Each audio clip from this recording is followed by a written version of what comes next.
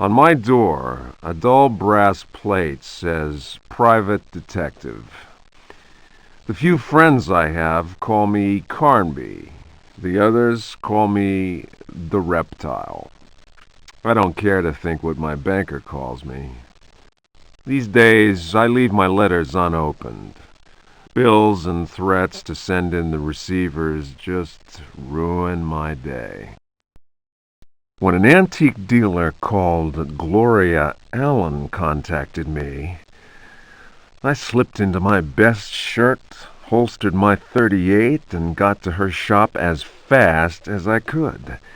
I was expecting something sordid. Blackmail, probably. Boy, was I wrong. What I was asked to do was visit a property called Dersetto and find a piano in the loft. It was an old piano with secret drawers, the kind people who buy stuff in antique stores go crazy over. The Dersetto house is supposed to be piled high with classy junk, furniture, books, paintings. It looked like whoever owned Dersetto was about to get cleaned out.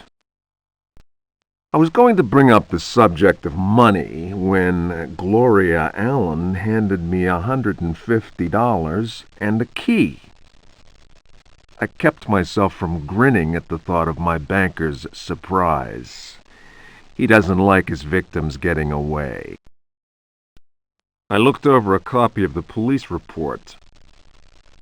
The former owner of Dersetto, a guy called J. Hartwood, had hanged himself in the loft. The coroner concluded it was a clear-cut case of suicide. I promised Gloria Allen I'd give the place a look over. My report will be ready in a couple of days. I've been reading up on the history of the old house. It's the kind of place ghosts run away from in terror. Grisly murders, curses, lunacy. Luckily, devil worship makes me smile, so this is my idea of a paid vacation. The attorney's letter came as a deep shock to me. My Uncle Jeremy had died by his own hand. The coroner's report was unequivocal. He hanged himself in the loft. Initial surprise and distress past, I considered the news. It seemed clear that Dersetto had exercised a thoroughly morbid influence on my uncle's mind. That creaking old mansion with its unusual tales, its secret library door, the ancient upstairs clock, all those occult books that my uncle could not resist reading in spite of his fragile nerves. Fate had pointed its finger. Dersetto had trapped its prey. Mr. McCarthy, the family lawyer, suggested selling the old house. I immediately opposed the idea. My duty is clear. I must go to Dersetto. I tremble at the thought of those dark corridors, those brooding portraits. Yet I am convinced that Uncle Jeremy left a note, a letter of some kind explaining his fateful decision. I remember his voice saying, "Look at the piano, Emily. Look harder. Maybe the secret drawer will yield up an explanation." I have the feeling things will not be so simple. Life is a mystery containing more mysteries. Jeremy taught me that much. Now is the time to confront the mysteries. Dersetto is waiting for me. I pray that my fear is nothing more than the fruit of my imagination. Nothing will ever persuade me that my uncle was insane. But why did he, according to the police report. Block the loft window with the old wardrobe.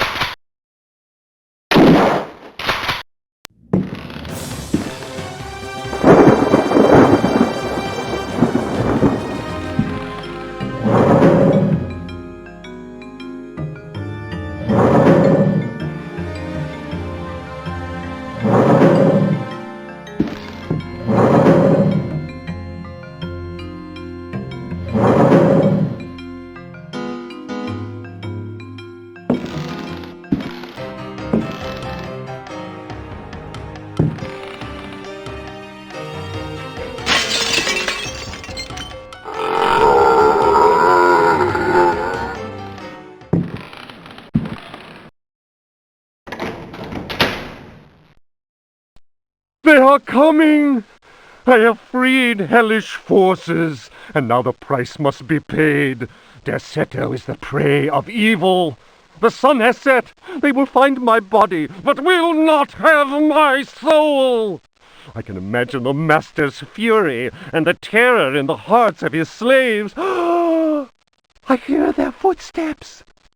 Some may understand what I have done. May God forgive me. Farewell, Jeremy Hartwood.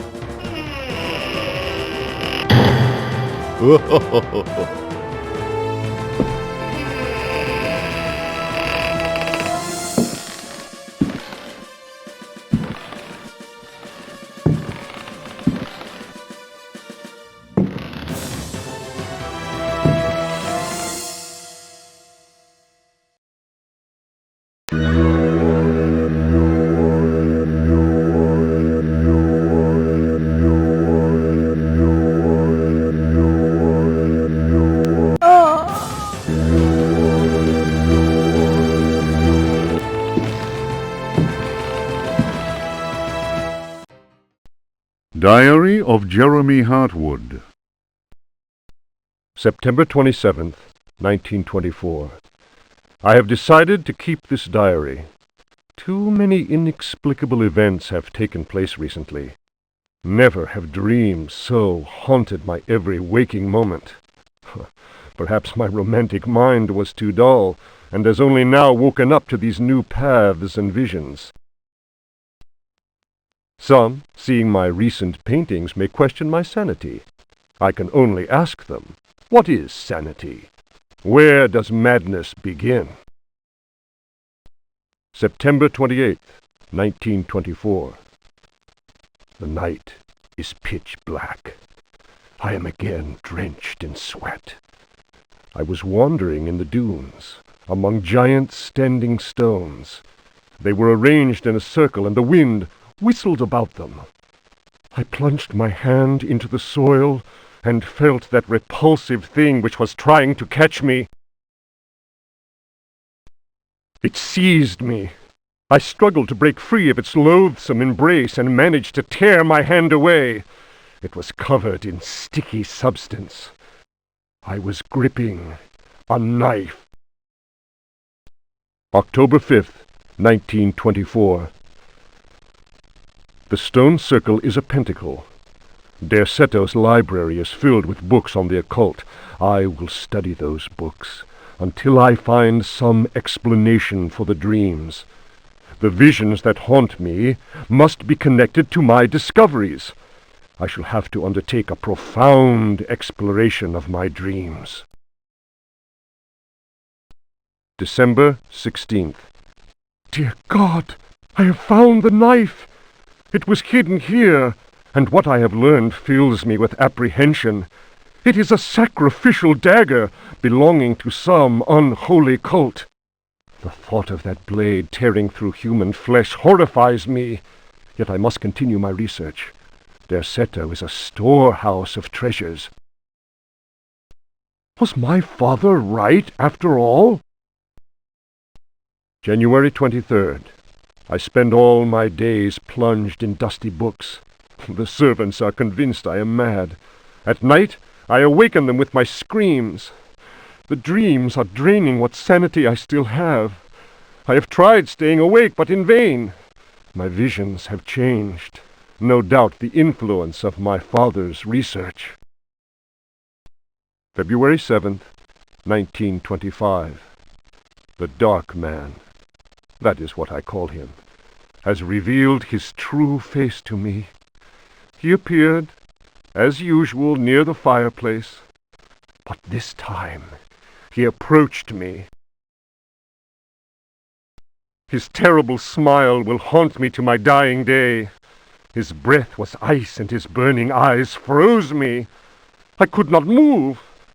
I know, as surely as I have ever known anything, that the face I saw, the face that has turned my nights into hellish torture, is the mask of death. March 10th. My exhaustion is beyond description. The endless reading burns my eyes. It seems that pirates frequented the area. Dr. Herbert insists I keep to my bed. I have moved to another bedroom and sleep much better now. The Dark Man has not gone, however. I know it. He will wait for as long as he must. Unless I, Jeremy Hartwood, can find a way to send him back to whatever hell he comes from. March 11th. My poor knowledge of Greek and Latin is a serious handicap to my reading. I have, nevertheless, made a great step forward. I drew the symbol on the floor. He can no longer go there. I want him to understand that I can do the same thing in my bedroom. I can imagine his rage and frustration. Only last night he found his way back into my dreams. March 13th. The translation will seriously dent what money I have left. I cannot paint. My pictures are clearly the work of a lunatic. The collector Thornhill's embarrassed smile was proof of that. March 29th. He has come back. He found the door to my dreams. I am too weary to attempt any defense. I have no strength left to fight, and he knows it. He considers me dead already. Could I possibly? March 30th. How ironic! The cave my father sought for so many years is here, beneath the house. Waits. The butler discovered a crack in the cellar wall. A breeze blows in through it, icy and repugnant. I am filled with horror at the thought of my father dying in this place. I will carry to my grave the vision of his face contorted in the agony of that fatal heart attack. His body was twisted. He had wept. His fingernails were torn and bloody from scrabbling at the floor. Dr. Gray concluded that death had been due to a heart attack. It was Waits, who some time later was informed that my poor father had in fact bitten off his tongue and choked on his own blood. March 31st. I explored the caverns in a dream. The dark man came with me. Strangely, I felt almost well. How can I describe what I saw? No. What words are capable of explaining such evil? I realized that my death was of no interest to him. The dark man wants something else. He seeks a body. His avid servants are now free. I am the cause. It is almost funny. A curse is on Derceto. From the foundations to the very rooftop, I can no longer struggle, let alone eradicate the evil that grips the house. The end is very near, I can feel it. I have taken the decision to... May he who finds this diary pray for my soul.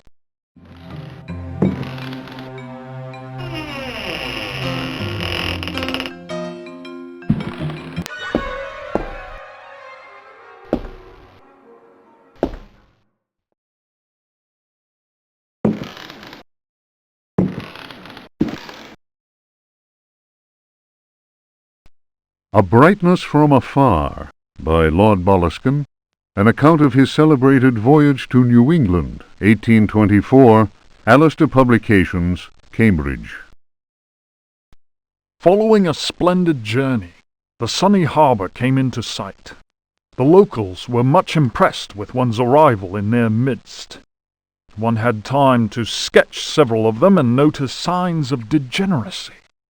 Some children showed one their queer hands that would inspire uneasiness. Upon the promise of a few coins, a child is undertaken to reveal to one a most prodigious phenomenon of a natural order. One admits to being skeptical as to the prodigiousness of the marvel, whatever it may be. Indeed, one suspects it to be little more than an evening stroll to some charming wooden hut situated in the forest hereabouts. One will none the less go, for it is always well to submit to such local enthusiasms. One admits to being somewhat flabbergasted. The Milky Way shone like the fires of the apocalypse from the inky celestial vault. Certain distant stars, normally invisible to the naked eye, were clearly visible, glittering indeed with a strange intensity. The heavy clouds that had settled above the village had no hold over that place. It would be pointless to offer here the names of the constellations one perceived in utter clarity. Apart from the interminable length of such a list, one might conceivably risk being charged with exaggeration. The cross cast its shadow on the ground. The sea in the distance was dead calm. Tonight, one will return to that spot and draw those stars. Tomorrow night, one will at last see Halley's comet in all its brilliance. The youngster will carry torches, despite one's developed sense of direction. Honed by years of travel, one feels incapable of finding one's way through the dark forest unaided. The drawings will, one is convinced, set light to the souls of men. Such a moon! One lost count of the craters, so sharply was their definition. Loath as one is to seem excessive in one's appraisal, one cannot but feel that the forest clearing is indeed a place outside the common laws of time and space. Surely it is not an hallucination. How strange to consider that idle conversation, some research in the British Museum, and a voyage to this backward village should culminate in so astounding a discovery. It may be that others have noticed the extraordinary nature of that place. How else could one explain the presence of that cross?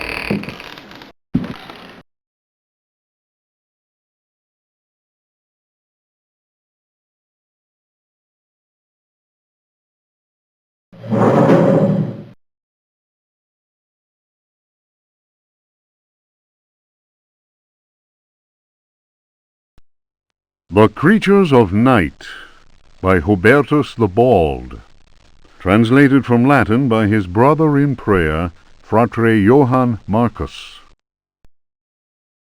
Of monstrosity. You who read me know that night engenders monsters, and that night creatures exist. The accursed book of Abdul al-Hazred is clear on this matter. That is not dead which can eternal lie. Unhappy he who knows that book. Unhappy he whose eyes alight upon that foulest of texts. Unhappy he who implores the standing stones, for he will free the powers of darkness. Of the pit. Stagnant waters are like the memory of men. Beneath the surface calm, clawed beasts await, and are known to initiates as the deep ones. Awaiting his prey, the deep one seizes him and drags him down to the abyss, where Dagon, the cruel god, swims and reveres him whose name may not be pronounced. Of libraries. Unhappy he who frees the prowler. Unhappy he who meets the prowler erring among the books. He generates the vagabond that comes from other spheres. He believes the vagabond does not exist. He will feel the embrace of death, for in the eyes of the vagabond, books are no more than dreams, stone no more than wind. The vagabond knows how to take the breath of the reckless. Of strife. He who speaks does not know, and believes he is able to kill the creatures of the night. Folly. Evil is conjured up by science and secrecy. He who prowls among books will perish by the blade. He who flies in the dark caverns will scream in fear. He who swims in the depths will evaporate. But he who believes he knows nothing. He who knows says nothing. Of death. There are domains more terrible than death. That is not dead which can eternal lie. Each creature is conjured up and is not dead, but returns to the origins. A monster, a science. Steel kills the vagabond who never dies. Translator's note. Here ends the manuscript of Hubertus, who died in the library of the convent of Teruella in the year of our Lord 1666. Requiescat in pace.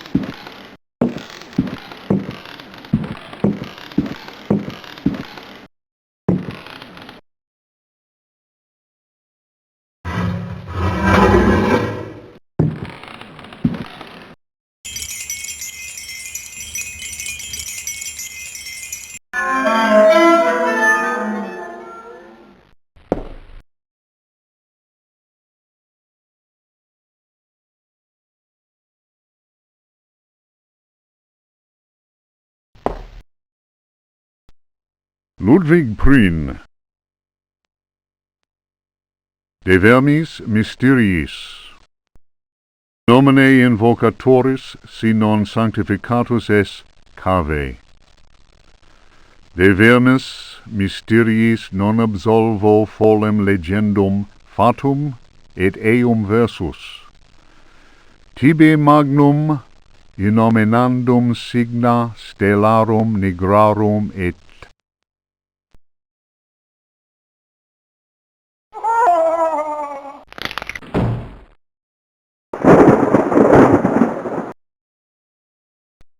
Juan Luis Jorge, De Biblioteca. Reflections on the Power of the Verb in Certain Texts. Archaeos Publications, 1919, Stafford. Translation does not alter the occult power contained within such forbidden texts. The malevolent energy is in no way diminished. The spell must be cast aloud and clearly, in certain languages or little-known dialects. Maglafar Fatang. The reader will understand that, in the light of these revelations, I would be foolhardy to continue quoting from the text I have before me.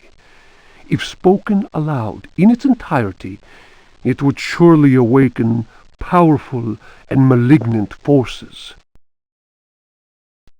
I will go further and say that simple reading of some of the more technical passages describing specific practices is in itself a perilous exercise. The ill-prepared reader can easily fall prey to attacks of demented hysteria, not unlike those described in cases of individuals said to be possessed by evil spirits. I recommend the study made by Zempf, Urbain, Grandier, and Loudon, and the reports made by the Reverend Richard Price concerning a number of astonishing, to say the least, exorcisms carried out in a parish near Providence. Given what I have written, we must be grateful to the librarians of the British Museum, who have never allowed consultation of the work of Al-Azif's startling work, the infamous Necronomicon. Copies of that work do exist, in spite of the zeal of book-burning inquisitors. For proof, we need look no further than the British Museum, of course, and the sealed archives of the Miskatonic University in Arkham.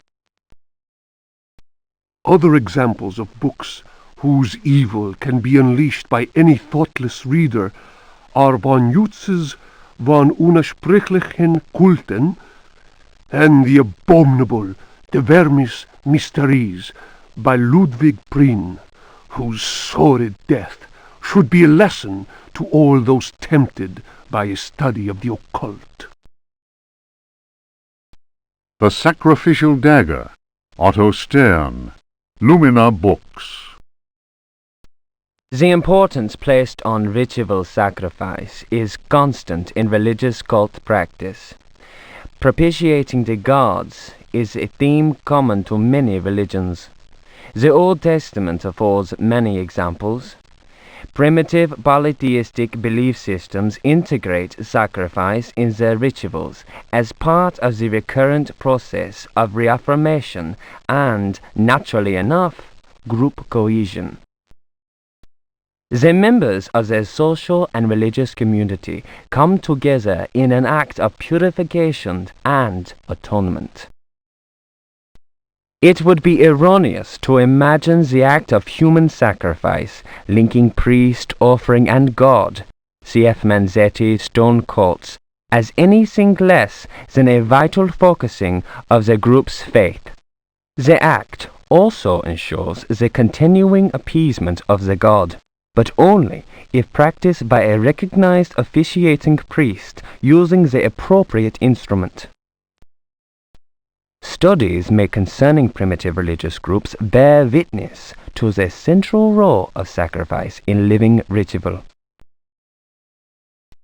My own work in the field of ethnopsychology brought me into contact with a sorcerer living in the region of Arkham.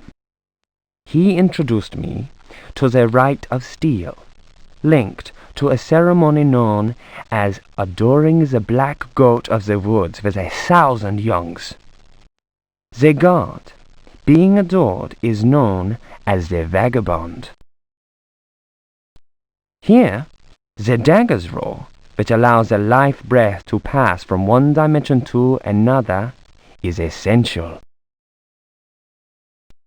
The vagabond is a frightening figure, being able to move where he wants and to kill those who have displeased the goat god for whom he acts as a go-between. The goat is clearly a fertility god. The priest, having spoken the invocation, must choose the appropriate dagger for the sacrifice.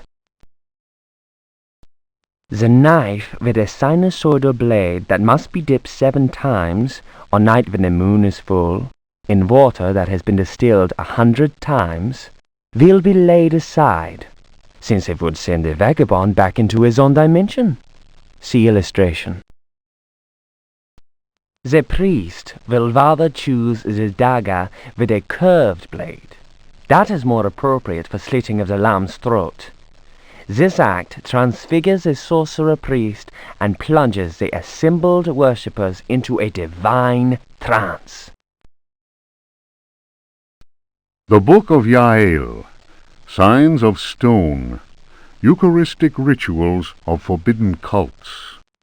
Texts collated by Monsignor Vacher, Legate in the Curia of the Vatican. Numerous devilish cults speak of monstrous creatures called the Old Ones. These supernatural beings are believed to be possessed of powers equivalent to those of the gods of antique religions. Adepts of such cults refer to forbidden literature in order to cause these frightful entities to appear before them. What serious student of folk myths has not come across the names of Cthulhu and Shub-Niggurath? It must be said that these creatures wield tremendous power and are difficult to control once they have been unleashed into the world. Those who serve He who goes in shadows protect themselves with signs of stone, carved into the walls of houses or engraved on various objects. For those misguided servants of evil, the best protection appears to be that afforded by the sign of the most ancient gods, engraved in Manar stone, a heavy material said to be disagreeable to the touch. The sinful practices of those who fall into such errors can only lead to the darkest of despair, and are a mortal danger to the soul. Such monsters as those invoked by these foolhardy individuals are engendered when reason drops its guard. Man is easily tempted into perversion. It is why we must forever remain alert and renounce Satan with each breath we take. His ways are infinite in number.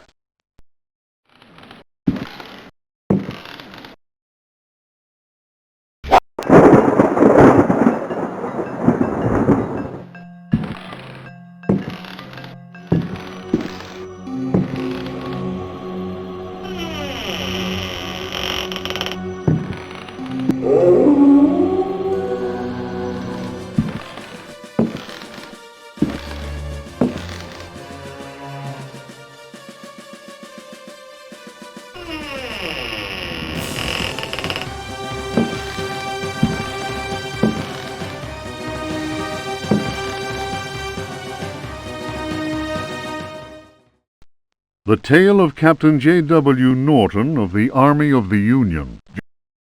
1862.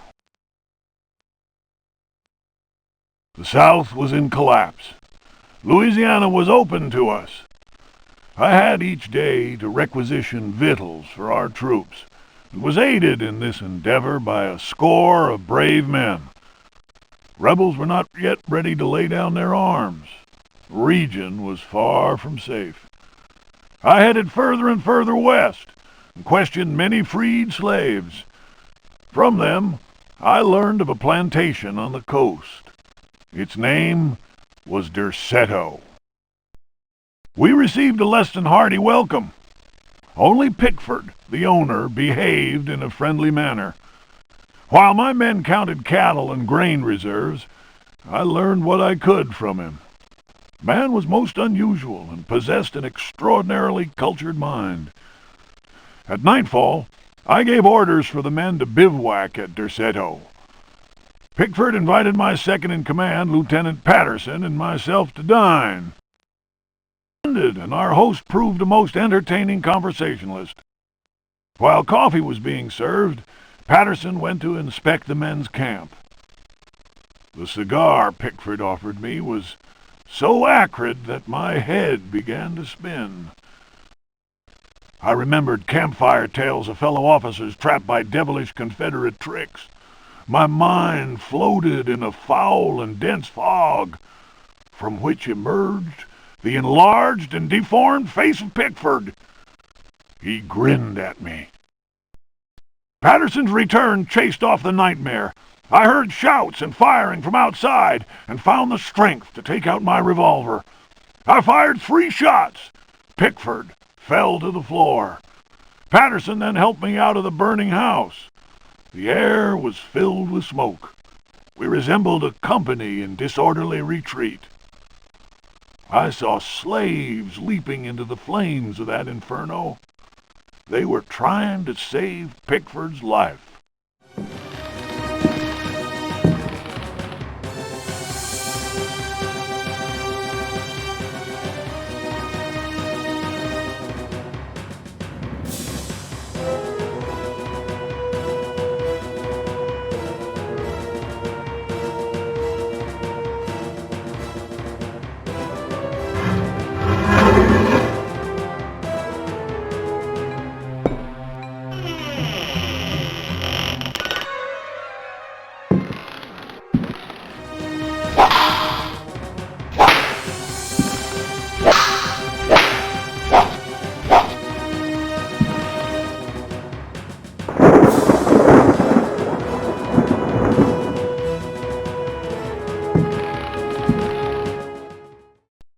Daemonia Particularis, Signs and Rituals, by Heinrich Cassel, Ring Publications. The ritual of invocation demands that the officiant be pure. We have already described the complex operations to be followed in order to call those that sleep in superior dimensions.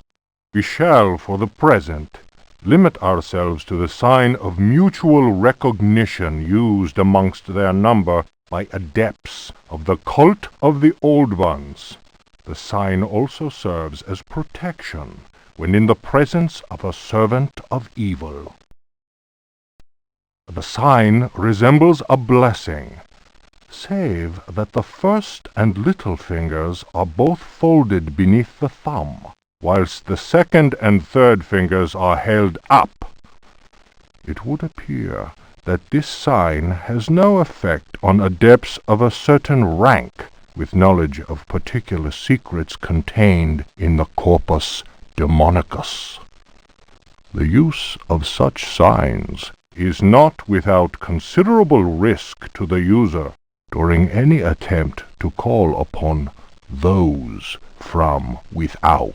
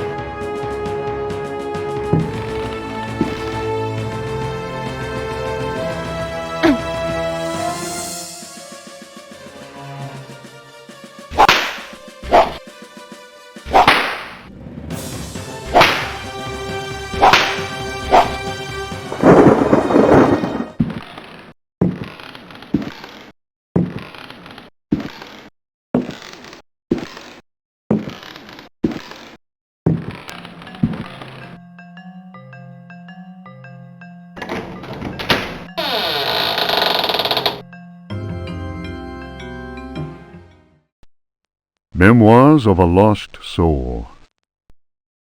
The mask must fall. You who discover this manuscript, understand this. I am here at your side. I am waiting in the darkness of my crypt.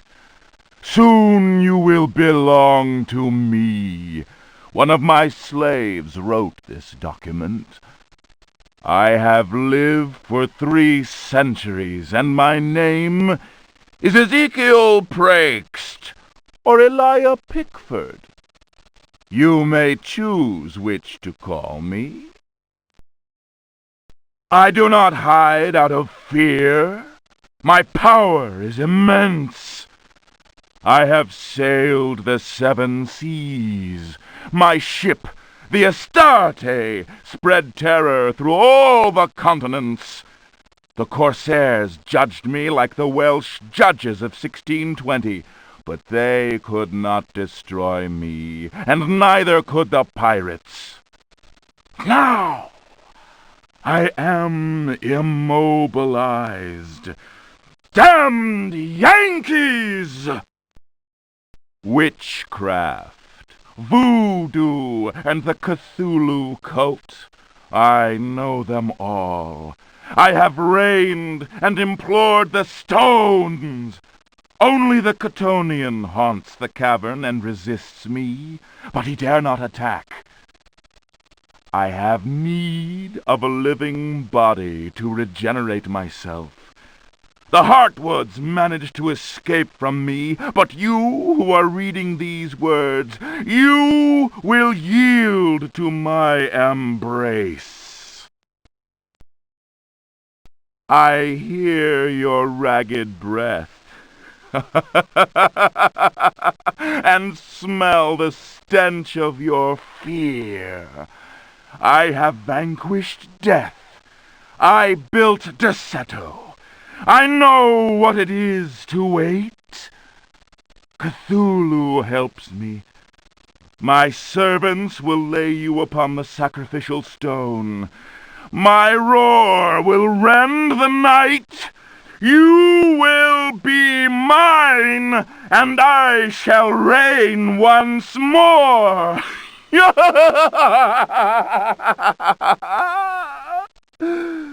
Come to me.